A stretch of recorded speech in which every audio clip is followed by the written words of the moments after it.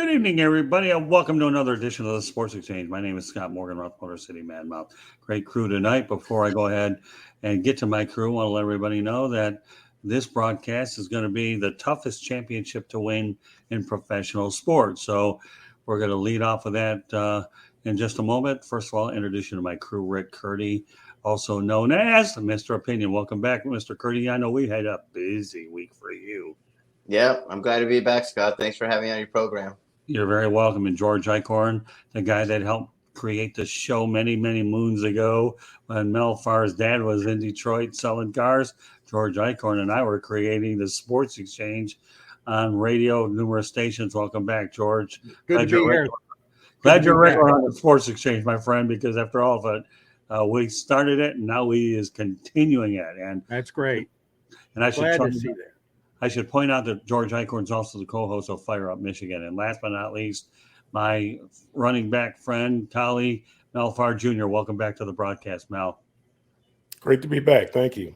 You're very welcome. We enjoy having you back, and we're going to be keeping you very busy over the next several months doing lots of different projects. So we are glad you're back, and we're going to be very active as we continue to plot shows out going forward. So with that said, okay, I'm not going to make a liar out of myself. But before I get to the first topic, I'll let everybody know that you can follow us on www.southfloridatribune.com. Please subscribe to the South Florida Tribune YouTube channel. And you can find these broadcasts on iHeartRadio, Spreaker, Spotify, Apple, or wherever you get your podcasts and Tribune. And you can follow us on Twitter at Tribune South. With that said, we'll get to the first topic. And we're going to lead off with Mr. Farr. All right, Mel, tell me the toughest championship to win. Major League Baseball, NFL, NBA, NHL. The toughest championship to win. Heck, they're all tough. And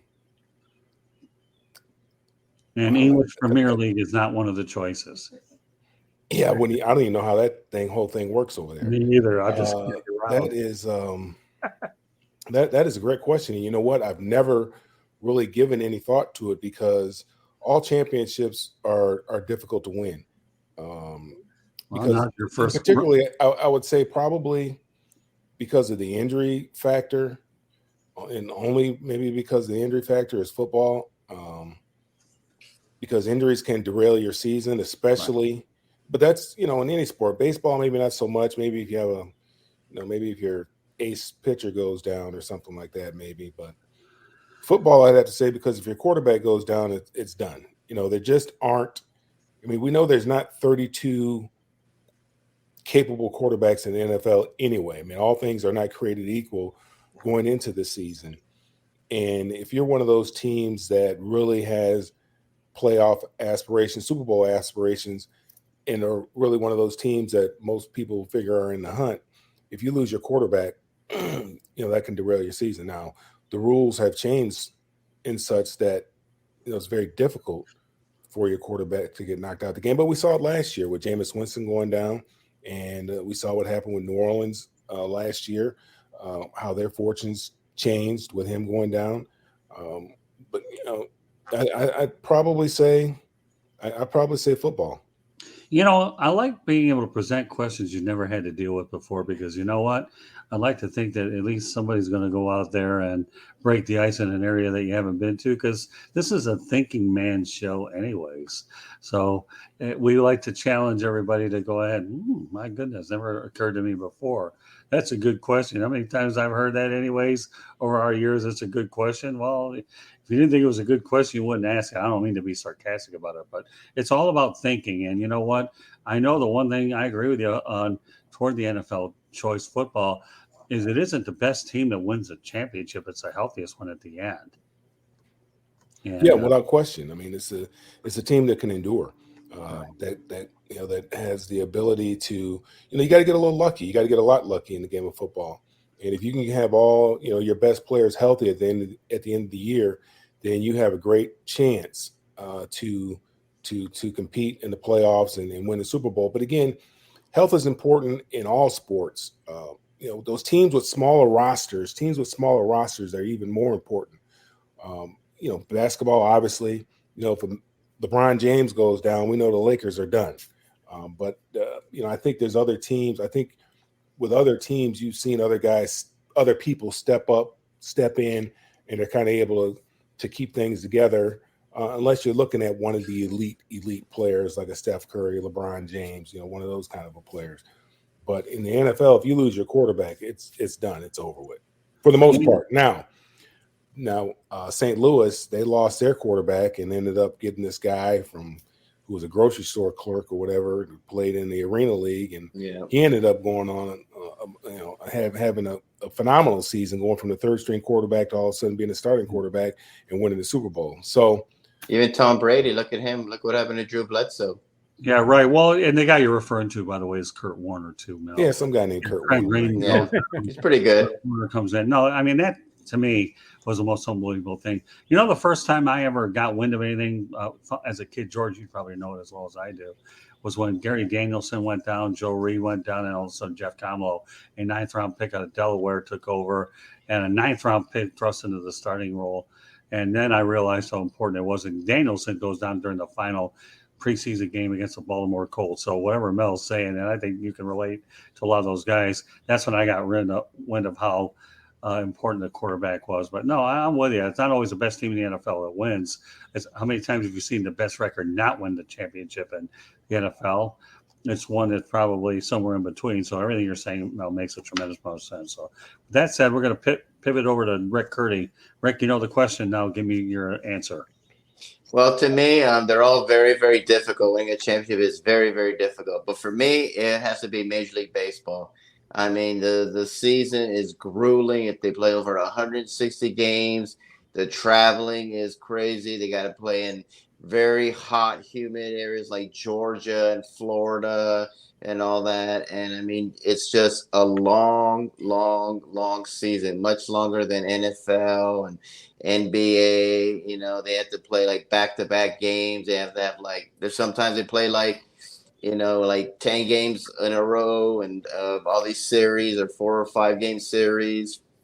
It's just, to me, it's hard. It's just grueling. I don't even know how they do it. And all of them are difficult, like I said, winning a sport. But to me, it has to be Major League Baseball just because the season is so long, the traveling, and it's just a long, long, grueling season. All right, George, what do you think? Well, if you go by history here in Detroit, obviously you're going to go with pro football. As Mel can relate to this, his dad played for the Lions, and that was one of the many, many stars in Detroit that failed to see a championship. Detroit hasn't won the championship since 1956, as Scott and I know all painfully too well, and Mel knows too, and now you know, Rick. The Lions have won one postseason game, count them, one since 1956, as they beat the Dallas Cowboys. Remember, Scott, you were there covering it, and I was too. Well, actually, I wasn't at that game. I was actually covering the Rose Bowl in Pasadena. Oh, okay. Right. Instead, that was a nice game to go. Yeah. But I agree with Mel. I mean, that quarterback goes down, and Scott, you gave a great example with Danielson going down.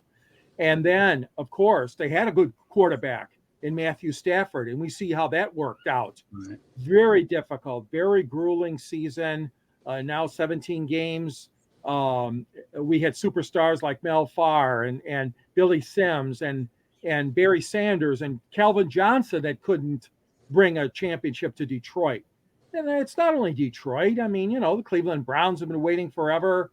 Seattle's been there but never won a championship. And there's other teams, but Buffalo Bills, Minnesota Vikings, come on. Panthers. They had Super Bowl records. All I'm saying is that I think football is very, very tough. And you were spot on, Mel, about the quarterback going down, or perhaps it could be a wide receiver and possibly a running back too, but more likely than not, it's the quarterback going down. But I'll tell you what, one of my sleepers for one of the toughest is hockey.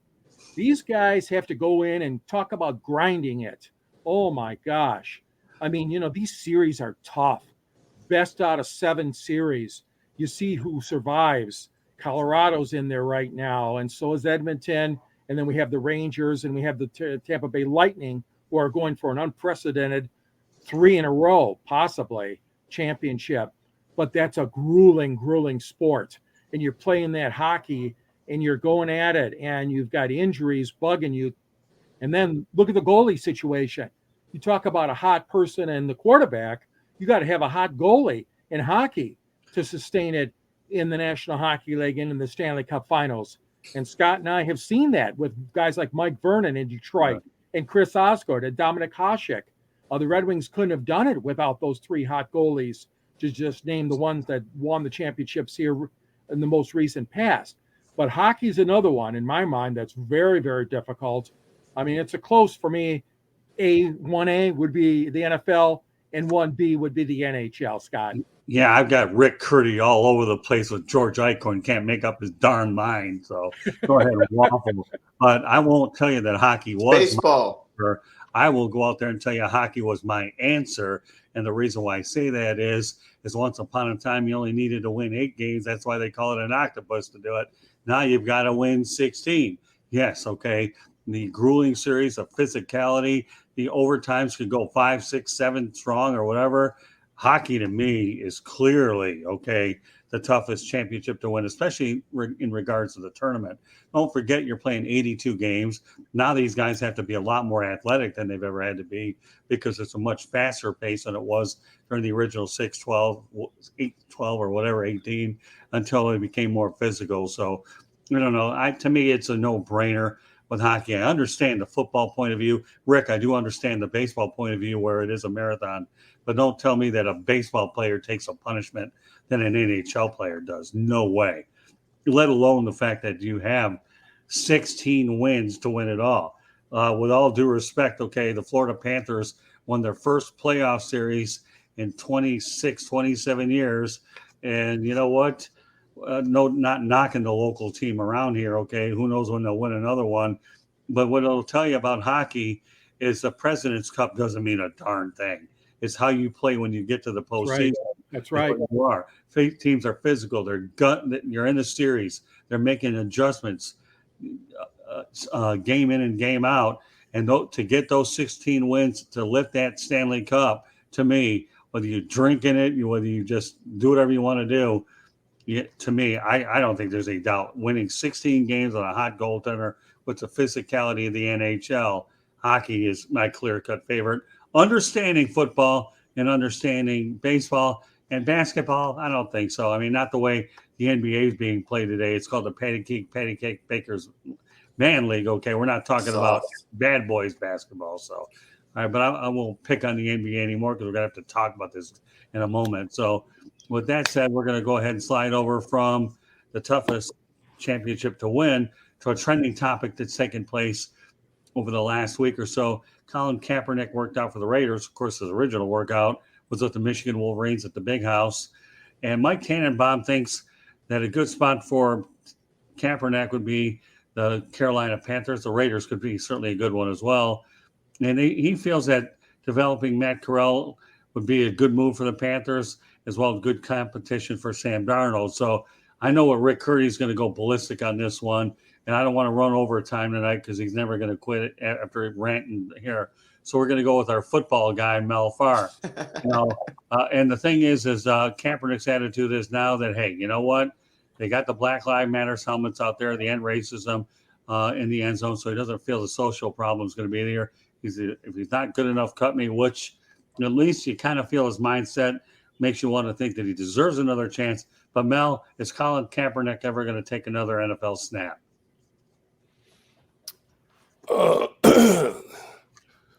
Let's see. Colin is 34 years old now, I think. 33, 34 years old now. He's been out of the game 3-4 years. I can't say it's not because of his lack of talent is the reason why he won't take another snap. I just don't know if he's going to get another opportunity.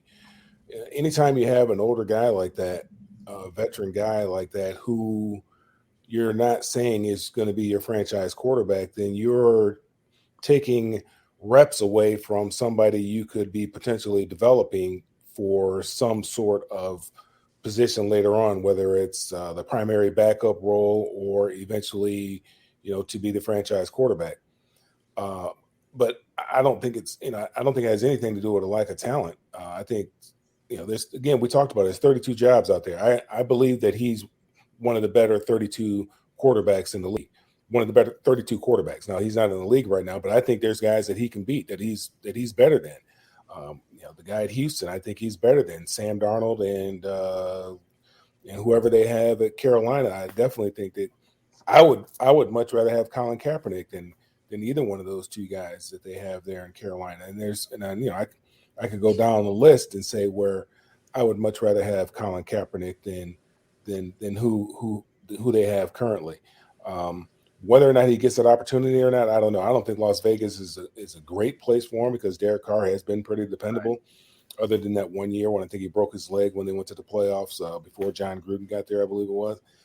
But he's been durable, and I think Derek Carr is he's a good NFL quarterback. Put the proper pieces around him, and you have a chance. They play in a tough division, though. That is a tough division, and it just got tougher. So, we will see. I can't say whether or not I don't think so, to be honest with you. I don't think we'll see him take another snap. I really don't. Okay, that's fair. All right, Rick, get it over with because I know you're going to take longer than George, and I have some thoughts. Absolutely not. He is blackballed by the NFL. They don't have to tell us. It's very obvious they don't want him back. They have guys sitting on their couches, being quarterbacks, and it's just he's so polarizing, and they just don't want to deal with that. You're gonna have people upset, fans saying, "Hey, I'm not gonna go because this guy disrespects the flag. He's been gone for a while." He also was on the decline as well. He wasn't really the same, so you saw that. And he's gotten older. And I heard Tannenbaum saying that the Panthers would be a good fit. We have an arena team in Charlotte called the Charlotte Thunder. So, I could see him going there. But NFL, absolutely not. He's done. He'll never be back. The Raiders tried him out. I just think that was just for show. He's blackballed by the NFL, whether people think that or not, but I just don't see him coming, especially with the ownership, how it is. You have a bunch of rich, white, conservative owners there that they don't want nothing to do with him. It's not, and some teams are just like, say, it's not worth it. It's not worth the hassle. It's sort of like when Michael Vick, remember when Vick went to the Eagles and they got absolutely lambasted. And I see some teams getting lambasted too by fans and some sponsors saying, we don't want this guy here. We don't like him. He's un-American. He's unpatriotic, whatever. I just don't see it happening. What about you, George? I don't think it's going to happen either. I give Jim Harbaugh quite a credit. He brought him into the big house at the spring game that Michigan had a month or so ago, and certainly made a lot of waves by doing that and letting him throw some passes. And then now, of course, the Raiders with this tryout. I kind of think the same way as Rick, and I'll tell you why, because Goodell doesn't want any more problems than he has to have right now. That whole thing with the domestic violence issue and the black mark that kind of left on the league with some of his sentences weren't consistent for a lot of the players. And I have to lean in that direction that Rick does, because the sponsors don't want any more problems. They don't want any more controversies that'll take away from their product. You got these huge television contracts that are being dished out. And you got the streaming involved now, and you got all these new contracts that were handed out to ESPN, ABC, and CBS, and Fox, and NBC, and all them. And it's something that they don't want to admit it, but I kind of agree that that things that he's been blackballed, and talent-wise, we don't know. Like you said, Mel, 33, 34 years old right now. He's been away from the game for so many years now. It would be definitely a big chance and a big risk. And I don't see the teams doing that right now, at least, even though I agree, Mel, that he's got the arm and probably the strength and talent to be on a starter and on many of these teams. But I just don't think the league is going to want to do it. And they'll deny it. But I think it has been a blackball issue. All right. Well, you know what? Believe it or not, I'm going to take a different stance on every one of you guys. Okay, and I'll tell you what I think. All right, and this is something I've given a lot of thought before we decided to talk about it tonight. If he does land a job, and I repeat, if he lands a job, I could see where he could go to the Raiders because you have to look at who their backup quarterbacks. Jared Stidham was just acquired, and Nick Mullins. Okay, so you don't know what you've got there. Mm-hmm. Now, obviously, you're only talking about a 90-man roster. We're not talking 53. Okay, so what do you have to lose? Okay, by bringing him on for a tryout and giving him a shot during the preseason to see what he's got. Mind you, you only have 3 preseason games, but you want to at least find out what's what to see if you have anything there. Now, again, yes, he's been blackballed. We all know about his stance, and I commend him for doing it. He may have been ahead of his time with the stance because obviously there has been progress made in that area when it comes to the Black Lives Matter movement on the helmets and the end zones. But I'll give you a few teams that would make sense. You never rule out the Raiders because the Raiders have always done things differently anyways. George, if you're really worried about public relations issues, okay, don't tell me that the Dallas Cowboys didn't give Greg Hardy enough opportunities to stay in the league and they still kept bringing him around. It's not like the NFL, okay, you're bringing in a bunch of choir boys. Don't tell me that Antonio Brown, okay, albeit he was productive, but Kaepernick came a play away from winning the Super Bowl until the movement ultimately cost him his job because he was ahead of his time. So we're not dealing with a bunch of choir boys whatsoever. Now, I'm going to look at potential teams that fits. Nobody's going to sit here and tell me that the Seattle Seahawks, that you're going to win a Super Bowl with Geno Smith. And I don't think Drew Lock is probably a guy that I stand a better chance of winning with Kaepernick than that Kentucky Derby horse did winning the, Rich, whatever his name was, Strike It Rich. I don't even know what it was. So if he can win the Kentucky Derby, you never know. Pete Carroll might consider doing it depending on how you assess your quarterback situation, especially as you analyze OTAs. But I think the most logical places should be Houston, even though we haven't heard much about them at all, Seattle, and I would say Charlotte, because what do you have? PJ Walker there? Yeah, we have nobody. Your quarterback's revolving door. That great.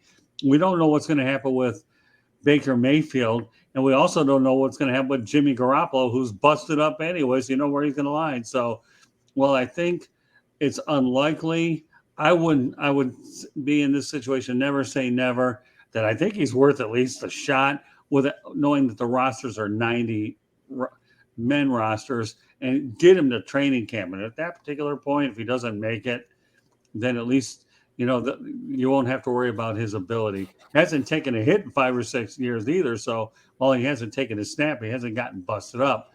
The question is what kind of physical condition he is. Can he handle the hits and so forth?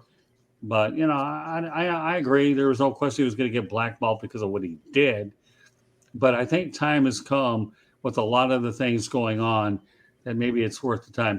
Mel, I didn't have you on last Wednesday's show, the Memorial Day thing, but I think when you look at what took place in Texas, to me, I think you can appreciate some of the things that Gabe Kapler has done, as well as Steve Kerr, and we'll transition to the NBA. Absolutely. I mean, and I wanted to touch on something real quick. You guys are talking about the NFL was concerned about, advertising sponsors and stuff like that. I think we've established after the George Floyd incident, what Colin Kaepernick did had nothing to do with the flag. I think we've established that.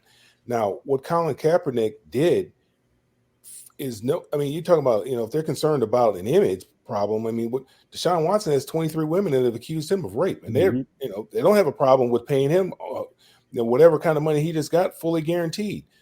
Jerry Jones, a young lady's accused, says that, he won't recognize her as his lawful child. You got the stuff going on in Washington with the sexual harassment and all that kind of stuff. So I don't want to hear that they care about the image. They don't care about the image. They care about money. That's what they care about. They care about money, putting eyeballs to the television and fannies in the seat. And there's no one perfect. What Colin Kaepernick did is far less harmful to anyone than what Jerry Jones did, Daniel Snyder is accused of, and certainly with what Deshaun Watson is accused of. All he did is, and he said it, but everybody else tried to put words in his mouth and tried to interpret it the way that they wanted it. They grabbed a hold of it and made it what they wanted it versus what he said it was. He said exactly what it was. The reason why he knelt rather as opposed to sitting down, he talked to a Navy SEAL, I believe it was, and he said, hey, no, sitting down is disrespectful. If you kneel for the flag, that's more respectful, and you can still, you're still honoring the men and women that served in this country. So he did it in a respectful manner. He didn't just come up with it. He took time and he counseled and he talked to somebody, and the guy stood next to him too while he did it. So I am so glad that you brought up the Deshaun Watson thing. I really, really am.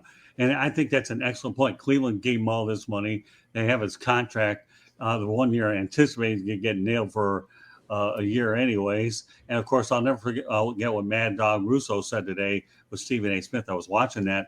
Is they should get 2 years instead of one because Cleveland already anticipated a year anyway. But the fact that you, Mel, brought up Deshaun Watson, to me, is another reason why I think Colin Kaepernick should go ahead and get another opportunity. And if the NFL can get through that thing, I'm not to say I'm rooting for him. I do believe he deserves another opportunity to play in the league, especially if the quarterbacks aren't that great anyhow, and there's room for a suitable backup, because I already illustrated earlier in the show that one quarterback goes down, you're in trouble. You did too. Everybody's been consistent with that philosophy all night anyways. So Is Colin Kaepernick capable? I don't know, but I do believe in my mind he deserves another shot. And you never know. Maybe the Baltimore Ravens will give him a chance this time because, after all, who's coaching? John Harbaugh.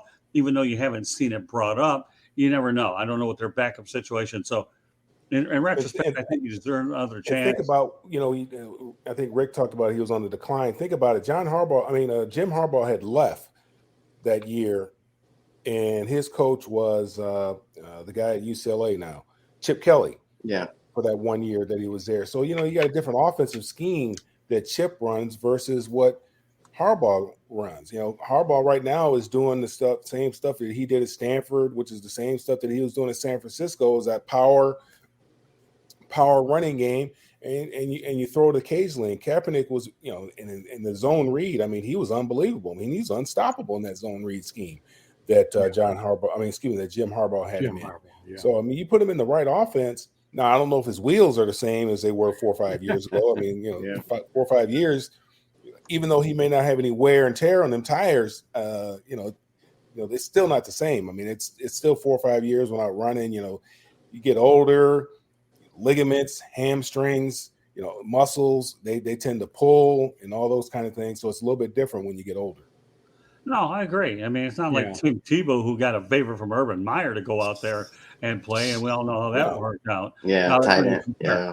But my point is with you, okay, we don't know if his wheels are the same, but the only thing I'm going to say about it is it's a 90-man roster right now, not 53. Let me see what the guy can do in 1 or 2 preseason games, then make a determination if he's any good. If he's not, again, you had your opportunity. You're taking reps from younger kids. Right. When I was my first year in the league, it was the camp was 150. That was before the veterans got there. There's 150 folks running around there, so you could take all the looks that you wanted at folks because you could bring in as many people as you wanted to. Right. And Dan Reeves came from that Tom Landry philosophy. That's what Dallas did, and that's how they were able to find a lot of guys that the guys that ended up being good ball players for them down there at Dallas. Is they bring a whole lot of folks into camp, and the best man, best man win. The last man standing is what it was, kind of. Well, you hate to see him take reps from a younger player, but at least you know that if you're bringing him for OTAs or you're bringing him in for training camp, while the reps are important, the coaches have to do the best they can to bring in the guys that they think are the best players. And there's no exact science to this whole thing, Mel. We both know that. That they think there are personnel directors and all. So, it'll be an interesting story to see how it plays up. But it's interesting how the Raiders got it going. I'll be curious to see whether the Panthers get involved. Seattle, the most obvious landing spots. And That'd be a great place for him to go. What's that? Seattle would be a great place for him to go. Oh, I Pete think Carroll so. said he said he would sign him. Remember, he kept saying that a couple of times that he wish he had Kaepernick. If I could say something real quick, I never said that I don't think Kaepernick deserves a shot. The question was, do you think he'll be in the NFL? And the answer is no, because we know how the NFL is. It's the National Hypocrite League. And that's what they are. They are a bunch of hypocrites, especially with the ownership, with Daniel Snyder. I mean, they booted, Jerry Richardson like right away, took his statue down. And look at Daniel Snyder, all the allegations, of course, with Deshaun Watson, with Same now thing 23 in Dallas. women. All the allegations in Dallas. Yeah, and it's just the hypocrite league. That's all it is. They have different set of rules for owners, different set of rules for some players. And does he deserve a shot? Absolutely. He's better than a whole bunch of quarterbacks. I mean, the Panthers, he's better than the whole quarterbacks for the Panthers. So should he get a shot? Absolutely. But it's the National Hypocrite League. He will get it. And they'll just keep saying because of what his stance and he's polarizing, yada, yada, yada. And we all know it's a bunch of BS. Well, Rick, I'm glad you clarified your position on there. Again, the main thing is we know it's a hot subject anyways, and I think time will play out. I think they're going to have mandatory OTAs pretty soon where everybody has to show up. But, yeah, you're right. There definitely aren't no choir boys in the NFL by any stretch. I mean, the league is flawed in a lot of ways, but yet, meanwhile, it's probably the most popular. You're not going to win with a bunch of choir boys. I've always said that. You got to have some guys with some rap sheets on your team. That's one thing we say about UCLA. Oh, did you? Versus USC. USC always had a couple marginal guys, couple questionable guys, some guys with some rap sheets. UCLA, we had a bunch of, we had a lot of nice guys in our team. You got to have some guys that, that like to tote that line and, sometimes occasionally cross it. Yeah. You got to have a few of those. Yeah. Yeah, well, there you go. But, he's been out for so long. He's got a lot of work conditioning. A lot of rust. I mean, Colin never threw. He didn't throw a very catchable ball. Colin's not a traditional drop back passer. He kind of throws the ball more very mobile. Throws it more like a javelin than like a football. I mean, you look at the pure passers like, your Tom Brady's and your Peyton Manning's, classic over the top, even your Drew Brees. Pocket quarterback. He throws it more like a javelin than a football. It looks like a javelin when he throws. He throws it like a javelin. That's the best way I can describe it. Okay, good point, Mel. I like pocket quarterbacks too, and he's definitely not a pocket quarterback. I mean, he's got some wheels on him at that time, so we'll see. I mean, he deserves a shot, but will he get it? Again, no, we've all admitted. I mean, he took the team to the Super Bowl. I mean, he took the team to the Super Bowl in an offense that was designed for him. Jim Harbaugh did an outstanding job in designing that offense to fit Colin Kaepernick, and it gave the league fits. And we know they changed some rules where they allowed the linebackers to hit him. If he was outside of the tackle box or whatever the case may have been, they were able to go ahead and hit him underneath the chin because they wanted to try to contain him and keep him in the pocket. That's what defenses wanted to do, to take away from that his ability to hide the weenie with the football. Actually giving the ball away, carrying on a fake. He could carry on a fake and he could get clocked because he was carrying on a fake. So, they kind of took, because he was so successful, they changed some of the rules because of Colin Kaepernick. Well, I guess it's safe to say Colin Kaepernick has his footprint all over the NFL in more ways than one. So, and each and every one of you make great points. That's why I was glad we were able to talk about it tonight, because now that he's back in the news and at least there's a little bit of lukewarm interest, at least for the eyeball test, I know we will be talking about this on a later edition of the Sports Exchange or Inside the Pigskin. So we'll go ahead and take it from the NFL to the NBA. The finals begin tomorrow night over at the Chase Center out in San Francisco. You had the Boston Celtics taking on the Golden State Warriors. The last time that these two teams faced each other was in 1964 in the finals. Boston won it in 5 games. Now, let me just mention some of the players out there. Jason Tatum, Jaylen Brown, Al Horford, making his first final appearance in 141 games, which is an NBA record, 14 seasons. Marcus Smart, these guys held the Miami Heat to 80 points in 2 games. And, of course, the Golden State Warriors have carved their own niche This was their sixth final appearance in 8 years.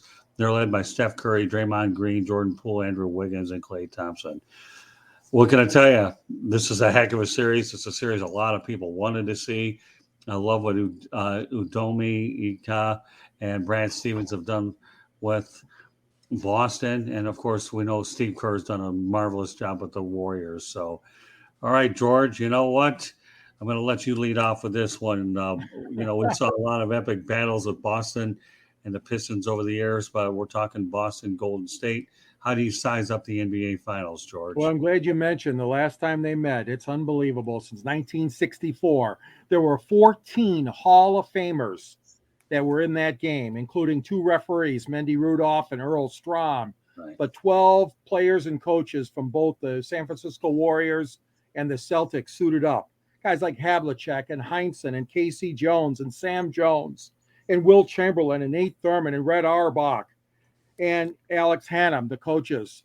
And this is a great matchup, Scott and guys. This is what I've been waiting for. It's going to be a hell of a battle. There's no way I can go against my Michigan and Michigan State guys. I'm not going to go against Poole. I'm not going to go against Draymond Green. The Warriors are going to win this series, but it's going to be a slugfest. It's going to be made for television drama. ABC and ESPN will be there all the way. It's going to go 6 or 7 games, but Golden State is going to prevail. They're hungry. They're ready.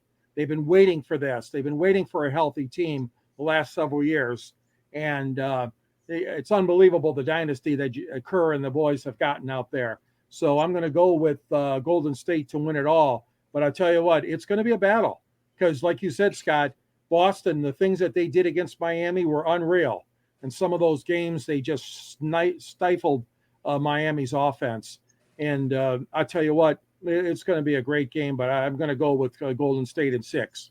Okay, that's all. I want exact game totals. You say Golden State. Sure. Okay, Rick, it's your turn. Yeah, I agree with George. I see Golden State winning this. I'd love to see Boston do it. I can't stand Golden State, to be quite honest with you. And but they're a great team, great dynasty. Can't take anything away from them. They got Klay Thompson back, who's healthy. I'd love to see the Celtics, but I agree with George. I think the Warriors have way too much firepower, and I see them winning in 6. All right, Mel. Yeah, the one thing you have to admire about Golden State is the way they built this team. They built the team the right way through the draft, keep adding players here and there. I like Boston and what they do. It kind of reminds me of old 80s basketball, watching Boston and Miami play. A lot of great defense. I like defense. I don't like a guy to step over the half-court line and jack up a 3. And I don't like watching that kind of basketball. I like to see inside, outside, even though teams don't do it as much, but I like to see a little bit more inside, outside. I like to see a nice little pick and roll. I like the ball movement. Both teams like to move the ball. But Boston plays great defense. The kid Jaylen Brown went to school with my daughter out here in Marietta. I like their team. I like their squad. I just don't know if they have enough firepower to deal with everything that Golden State, the problems that Golden State presents. And Klay Thompson, Steph Curry, and Jordan Poole, they cause problems because they can step over the half court line, and that's a good shot. And I believe that the longer the series goes on, the more it favors Golden State because they've been there before. As much as I would like to see Boston win, and I'm telling you, I can't stand Golden State. I'm like, I don't like Either. Golden State at all. I can't either. I really think that Boston is up and coming. I think they do have some health issues. Jason Tatum, I don't know. I don't think he's 100% healthy. Marcus Smart, I know he was kind of in and out of the lineup a little bit. I don't know what his health is like. I just don't think they have enough points, enough scores. The one guy that they're calling Curry, the first game, because he shot a record threes. He kind of disappeared in the last number of games for Boston. So I have Golden State in 5. I don't think the series is going to go very long. I'm going to say Boston will get one game somewhere along the line, but Golden State is hungry. They want to be back there. Draymond Green, he's going to come up with a reason to be upset and to be angry. So he's going to be fired up because he wasn't voted first team all defense. So those 3 guys, man, that 3-headed monster, man, is going to be tough to deal with. All I'll say about Draymond Green is he could play in any era of basketball, the 80s, the 70s. This guy is unbelievable. I love watching him. But you know what? We got 3 Golden State Warriors, and you're not going to get a fourth. I'll tell you right now. I don't know why.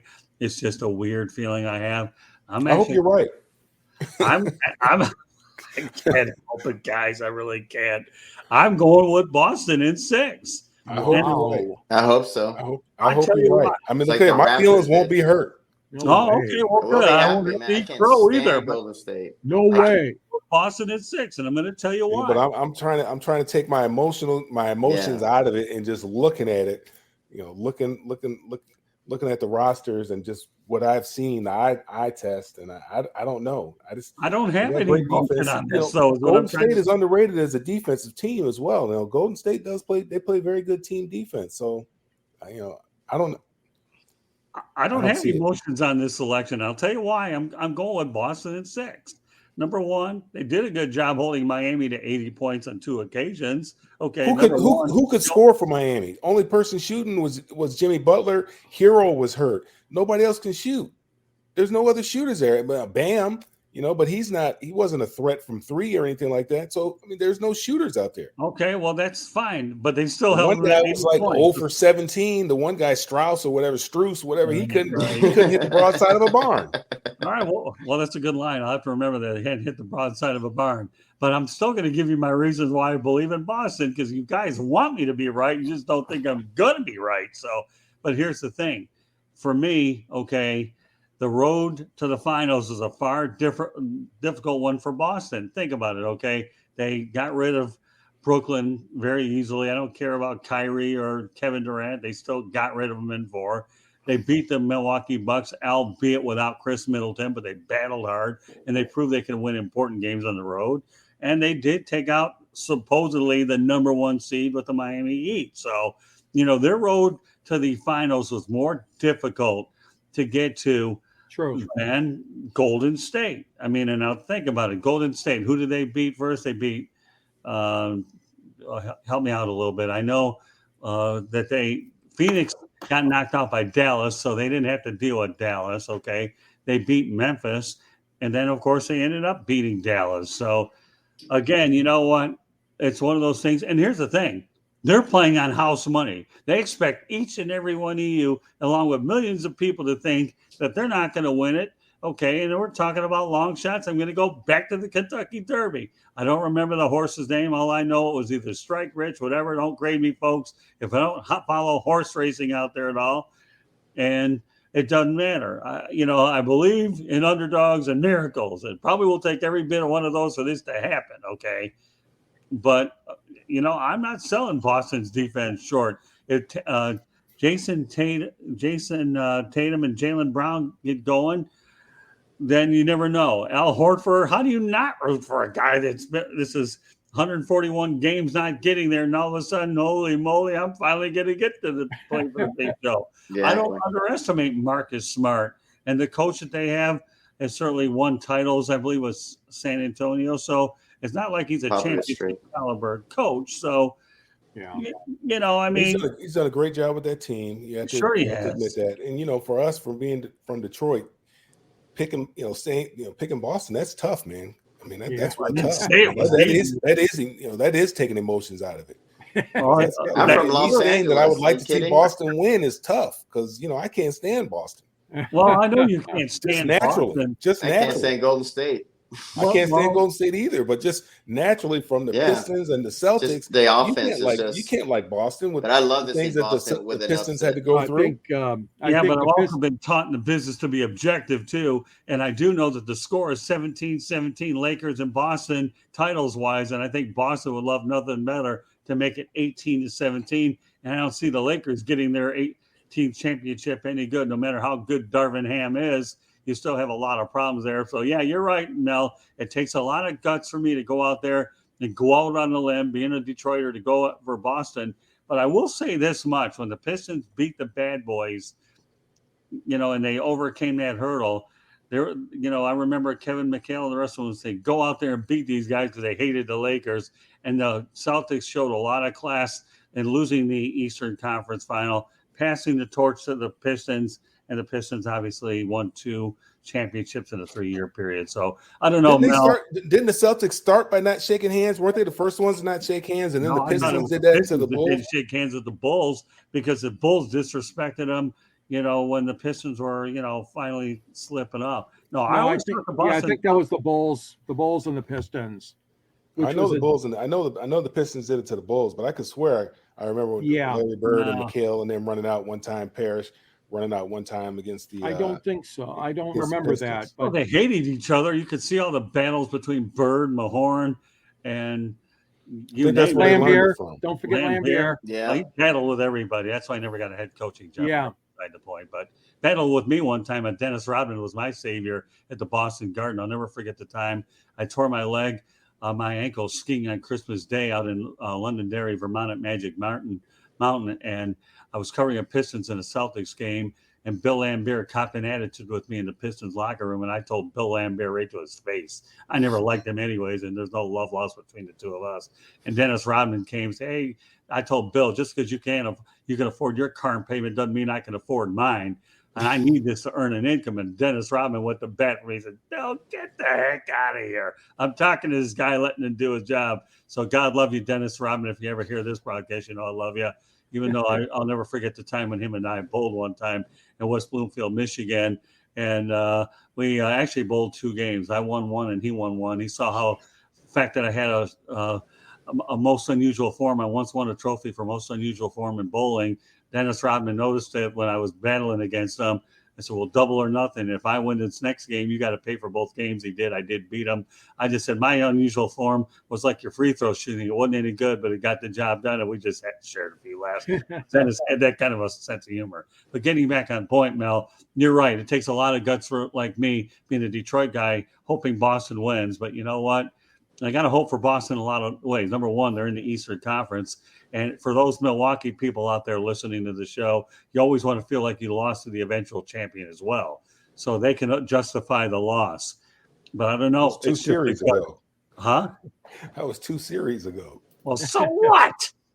So 2 series ago. Come on. How many times would you? Let me ask you a question. Mel, you're the only athlete of this group here. Don't you feel in the back of your mind you'd rather lose to the eventual champion or lose to the runner-up? You tell me.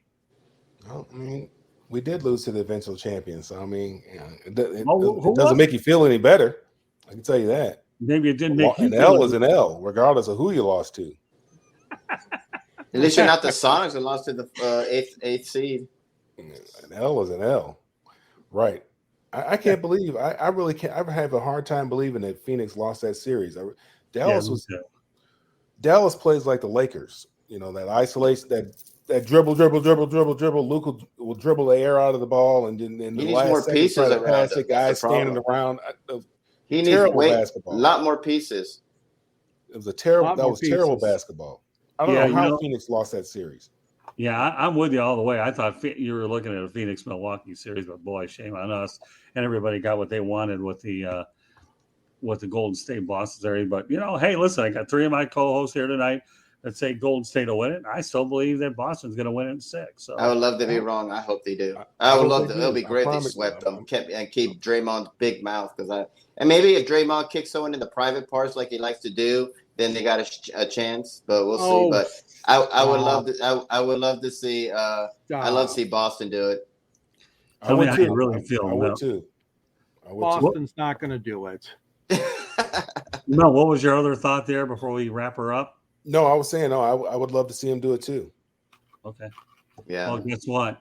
Game 1 starts tomorrow night on ABC. I believe at 9:00. So I can guarantee you one thing about this series: it won't be on tape delay. So it's worth. So, with that said, okay, folks, you're out. This is the Sports Exchange. My name is Scott Morgan, Roth Motor City Man Mouth.